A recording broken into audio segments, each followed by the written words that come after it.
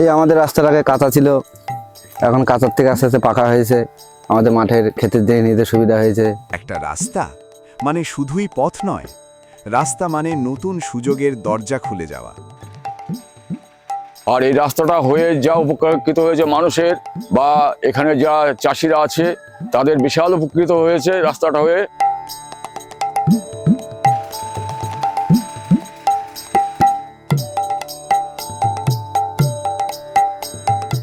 এখন সুবিধা হচ্ছে সাইকেলে, আগের থেকে এখন সুবিধা বেশি হয়। মেয়েদের কোলে করে নিয়ে এসে রানাঘাট হসপিটালে যেতে হতো হেঁটে, রাস্তায় কিছু চলতো না।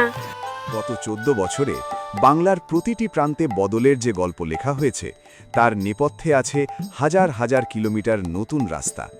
যে রাস্তা আজ স্কুলের পথকে করেছে নিরাপদ, হাট বাজারের পথকে করেছে কাছে, আর গ্রামের ফসলকে পৌঁছে দিয়েছে শহরের দোরগোড়ায়।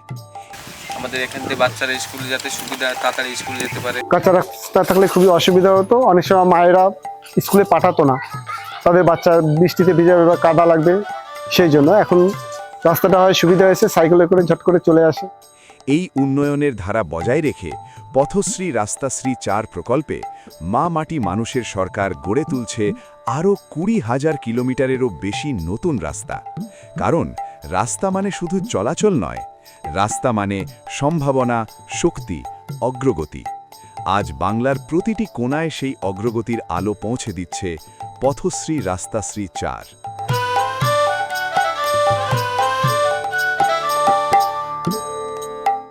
বাংলার মাটি, বাংলার পথ, স্বনির্ভরতাই বাংলার শপথ।